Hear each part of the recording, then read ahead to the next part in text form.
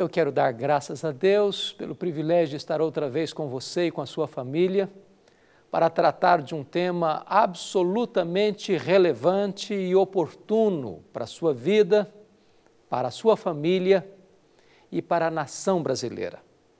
Nós vamos conversar hoje sobre o tema Um casamento que tinha tudo para dar certo. Não perca o programa de hoje. Chame a sua família, ligue para os seus amigos, porque Deus tem algo especialíssimo para o nosso coração.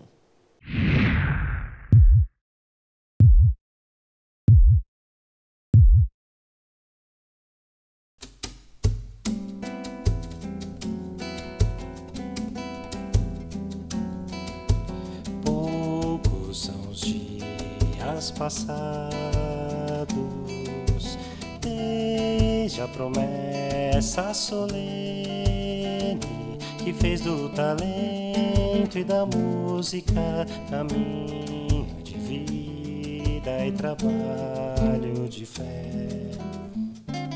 Em tal dias de juras e certezas, o que parecia assim acertado deixava de lado ações de graça e não pedia a tua permissão.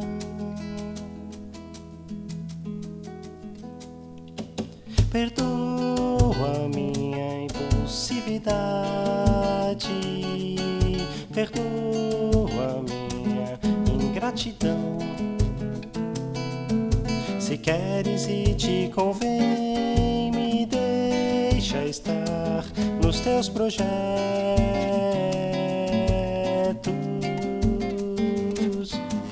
Papareia, papareia,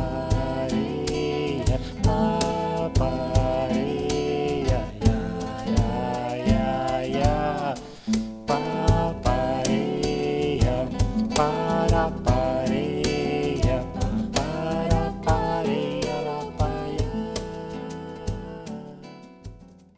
Eu quero então conversar com você no programa de hoje sobre o tema Um casamento que tinha tudo para dar certo. E nós vamos examinar este tema à luz de Gênesis, capítulo 24 a 27. Diz o ditado popular: casaram-se e foram felizes para sempre. Isto parece bonito e até romântico, mas não é real. Isso não é um fato. Não existe casamento automaticamente feliz. O casamento feliz é construído por renúncia e investimento. Aquela ideia de almas gêmeas, da cara metade, também é um mito. O casamento é a união de duas pessoas diferentes que se unem para formar um casamento, para se tornarem uma só carne e para construírem uma história de amor, de amizade e de companheirismo. Eu quero hoje conversar com vocês sobre o casamento de Isaac e Rebeca. Este casamento tinha tudo para dar certo. Primeiro vamos ver quem era o noivo. A Bíblia fala que Isaac casou-se com 40 anos. Você pode pensar, já era um moço muito maduro, só que ele viveu 180. Consequentemente, isto é a mesma coisa de um homem que vive 80 anos hoje ter se casado aos 20. Ele era jovem. Segundo, ele era herdeiro de uma grande herança, de uma grande fortuna. Aliás, herdeiro único, ele era um jovem rico. Terceiro, ele era o herdeiro de um grande legado espiritual. A bênção de Deus que alcançaria todas as famílias da terra passaria por ele. Quarto, Isaac era não apenas jovem, rico e abençoado e abençoador, mas ele era um jovem crente, um jovem de oração, que meditava nas coisas de Deus. Em outras palavras, era um bom candidato, um bom partido. Qualquer mãe gostaria de ter um jovem desse como candidato para casamento com a sua filha. Vamos ver em segundo lugar agora, quem era o pai deste noivo? Era Abraão, o pai da fé, o homem a quem Deus chamara para formar através dele uma grande nação. E todos aqueles que ainda hoje creem no Senhor Jesus, são filhos de Abraão. Abraão, ele não apenas era um homem muito especial, o pai da fé, mas ele se preocupou com o casamento do seu filho. Ele buscou uma noiva para seu filho, entre a sua parentela, em outras palavras, gente que confiava em Deus, que tinha a mesma fé no mesmo Deus. Ele vai chamar o seu servo mais experiente para procurar esta noiva para o seu filho. Ele busca Deus em oração, ele confia esta tarefa a um homem de oração, porque ele está absolutamente comprometido com o casamento do seu filho dentro dos princípios de Deus. Isso era um sinal claro de que esse casamento tinha tudo para dar certo. Mas vamos ver quem vai ser esta noiva. Quando este servo de Abraão sai numa grande empreitada, rumo à terra de Abraão, para buscar uma noiva para Isaque, ele ora no caminho. Ele sai com uma grande comitiva. Ele leva uma equipe consigo. Tem 10 camelos que fazem parte desta caravana. E ele ora e pede, quando eu encontrar uma moça que tenha o perfil da generosidade, e eu pedir água a beber, e ela não apenas me der água para beber, mas também der água para os camelos, eu vou encontrar aí um sinal de que esta moça, ela tem força, ela tem coragem, ela é trabalhadora, ela é gentil, ela é prestativa, ela tem qualidades para ser a mulher do meu Senhor. E diz a Bíblia que Rebeca é esta moça, belíssima, corajosa, era pastora, e quando o servo de Abraão vai encontrá-la e ele pede de beber, ela diz, eu vou dar de beber a você e aos seus camelos. Eram 10 camelos. E esta água era tirada do poço, e não era fácil tirar água do poço. E os entendidos dizem que cada camelo bebe em torno aí de uns 200 litros de água. Então era uma tarefa para muitas horas.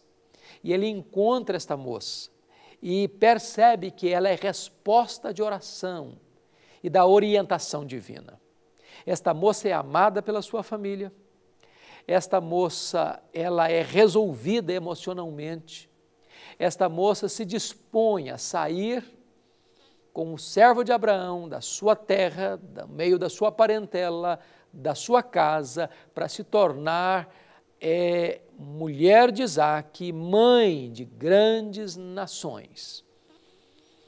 Curiosamente, quando ela nessa empreitada está chegando para encontrar-se com Isaque, ela o avista de longe. E quando ela tem ciência de que Isaque que está indo ao encontro dela, ela pergunta, quem é aquele homem? E o servo de Abraão responde, ali está o meu senhor, Isaque. E diz a Bíblia que ela apiou do seu camelo, que ela cobriu-se com um véu para encontrar-se com ele. Curiosamente, ela é uma moça modesta, recatada. Talvez se fosse hoje, as moças não só tirariam o véu, como tirariam coisas mais, além do véu. E mostra Rebeca desta forma que ela é uma moça recatada, preparada para constituir um casamento feliz, harmonioso e abençoador. Esse casal, de fato, tinha tudo para ser feliz. O noivo era jovem, rico, abençoado e crente. A noiva era bela, trabalhadora, amada, resolvida emocionalmente e recatada. O pai do noivo era o pai da fé e um homem comprometido para que seu filho fizesse um casamento de acordo com os princípios de Deus. Tudo foi feito de acordo com o figurino, de acordo com os preceitos e tudo estava caminhando para dar certo. Só que este casal não teve a devida sabedoria ao longo do caminho. Rebeca era estéril e Isaac orou por ela 20 anos. No começo, esse casamento era bonito, era belo, era harmônico, era feliz, era fiel. Mas houve um dia, quando Isaac precisou sair da sua terra e ir para a terra de Gerar, ele tomou uma decisão equivocada. Ele pensou assim: se eu falar que Rebeca é minha mulher, bela como ela é, eles vão me matar por causa dela. E Isaac mentiu, dizendo: Rebeca é minha irmã. Notem que ele age de forma contraditória, porque a Bíblia diz que o marido ama a sua mulher e a si mesmo se entrega por ela. Mas Isaac usou a sua mulher como escudo para se proteger. Ele colocou a sua mulher na vitrine dos desejos, no balcão da cobiça. Ele negou em público a aliança mais íntima que possuía com uma pessoa, com a sua mulher. Desta forma, quebra-se ali o princípio da confiança, da integridade, do diálogo, do respeito, da boa comunicação. O próximo passo que você vai perceber na vida deste casal, de equívoco, desvio de rota, é que quando os filhos nasceram, eles não souberam educar esses filhos de acordo com os preceitos de Deus. Porque diz a Bíblia que dentro do ventre de Rebeca havia duas nações. Eram filhos gêmeos, Esaú e Jacó. Aprove a Deus escolher Jacó e não Esaú, o primogênito, para, através de Jacó, construir aquela grande nação e abençoar as famílias da terra. Mas diz a Escritura que Isaac passou a amar mais a Esaú e Rebeca passou a amar mais a Jacó.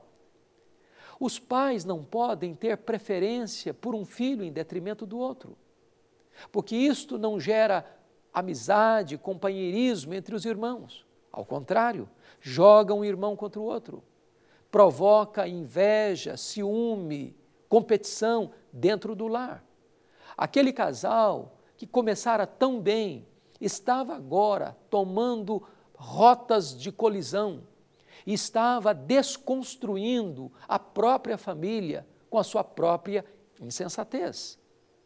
A partir desse momento, você não encontra mais Rebeca conversando com seu marido, dialogando com seu marido. Ao contrário, ela escuta o seu marido atrás da porta, até o dia que ela flagra Isaac chamando Esaú, dizendo: Esaú, vai ao campo, procura uma boa caça, faz uma refeição especial para mim, eu já estou velho, prestes a morrer, e eu vou abençoar você. Note que a bênção passaria por Jacó e não por Esaú. E Isaac está tentando atropelar os preceitos, os princípios e o projeto de Deus. Em vez de Rebeca confrontar o seu marido, ela chama o seu filho Jacó e diz: Jacó, eu escutei esta conversa de seu pai, vai ao campo, traz lá 2 cabritos e eu vou preparar a refeição para o seu pai, vou vestir você com as vestes de Esaú, vou cobrir o seu corpo com pelos de cabra, porque seu irmão é peludo, e você vai receber a bênção no lugar do seu irmão. Jacó ficou com medo, diz: mamãe, mas o meu pai vai descobrir e em vez de bênção eu vou ter maldição. A sua mãe disse: não, meu filho, caia essa maldição sobre mim, apenas me obedeça. Jacó entra com este cardápio especial e seu pai lhe pergunta: quem és tu? E Jacó responde: eu sou Esaú, meu pai. E depois Isaac pergunta: mas como você conseguiu esta caça tão rápida? Ah, meu pai, o teu Deus ouviu a nossa oração e ele providenciou esta rapidez. Jacó mente, Jacó blasfema, perdeu o temor de Deus. Nesta casa de gente de Deus, não se respeita mais as coisas sagradas. Quando Esaú voltou do campo para levar o cardápio para o seu pai, diz: meu pai, eis-me aqui, trouxe a tua caça. Diz a Bíblia que Isaac estremeceu E ele disse, meu filho, teu irmão astuciosamente tomou a tua bênção e eu o abençoei. Diz a Bíblia que Esaú chora e Esaú toma a decisão de matar o seu irmão Jacó. Esta família está completamente disfuncional, porque agora o Isaac, cujo nome é riso, não tem motivo de rir mais. Rebeca perde o respeito do seu filho mais velho, perde a confiança do seu marido e agora tem que despedir de casa o seu filho caçula para que ele não fosse morto por Esaú. Todos erraram nesta história. Isaac errou porque tentou mudar os planos de Deus. Rebeca errou porque ela tentou fazer a coisa certa da maneira errada, mentindo, tramando, enganando. Deus não precisa de uma mãozinha para completar o seu projeto. Esaú errou porque, percebendo que a espiritualidade da sua casa era apenas de fachada, ele desprezou as coisas de Deus, casou-se com mulheres pagãs, que se tornaram amargura de espírito para os seus pais. Jacó errou, porque ele entrou nesse esquema de mentira, de engano e de farsa. A sua mãe disse, filho, vá para a casa de Labão, meu irmão, daqui uns dias eu chamo você de lá outra vez. Jacó ficou lá 20 anos. Quando ele voltou, a sua mãe já estava morta. E mais, a mágoa gerada no coração de Esaú vai passar para a sua descendência, os edomitas, que vão perseguir o povo de Deus ao longo dos anos. A família herodiana era a descendência de Esaú, o Herodes que mandou matar as crianças de Belém, o Herodes que mandou decapitar João Batista e zombou de Jesus, o Herodes que mandou matar Tiago à espada, o Herodes que não quis ouvir o Evangelho e se render ao Evangelho de Cristo, conforme relato de Atos 26. Esta família tinha tudo para dar certo, esse casamento tinha tudo para dar certo, mas esta família pegou atalhos e entrou em rotas de colisão e colheu amarguras, decepções, dores, tristezas e mágoas. Eu quero dizer para você que Deus teve tanta misericórdia de Jacó um dia. Depois de 20 anos, quando ele voltou, Deus se encontrou com ele no Val de Jaboque, e Deus lutou com Jacó, e diz a Bíblia que Deus tocou na articulação da coxa de Jacó e deixou aleijado, e Jacó se agarrou ao Senhor e diz, eu não te deixarei ir, se tu não me abençoares. Deus então olhou para ele e perguntou, qual é o teu nome? Lembra que há 20 anos, seu pai havia lhe feito a mesma pergunta, e ele diz, eu sou Esaú. Mas agora ele não pode mais fugir, ele não pode mais mentir, ele não pode mais enganar. Ele disse, eu sou Jacó. Em outras palavras, ele está dizendo, eu sou um mentiroso, eu sou um enganador, eu sou um suplantador, porque é isso que significa Jacó. Aquilo não foi uma resposta, foi uma confissão. Deus mudou a história de Jacó. Deus salvou a alma de Jacó. Deus transformou a sua caminhada. Deus pode fazer o mesmo com você. Talvez até hoje você tenha seguido uma rota de colisão. Volte-se para Deus, volte-se para Jesus. Ele pode mudar o seu nome, Ele pode mudar o seu casamento, Ele pode mudar a sua família, Ele pode mudar a sua história. Eu quero orar com você nesse momento. Onde você estiver, ore comigo. Talvez você também está vendo a sua família caminhando cada vez mais para longe de Deus, tomando passos errados nessa jornada, mas é hora de parar, é hora de retroceder, é hora de voltar-se para Deus, é hora de se arrepender desta rota errada e sinuosa que você está tomando, é hora de voltar-se para começar uma nova caminhada na presença de Deus. Deus querido, abençoa aqueles que nos assistem neste momento e aplica a Tua palavra aos seus corações, para que um tempo novo de restauração e de refrigério venha sobre todas as famílias que nos assistem neste momento, em nome de Jesus. Amém.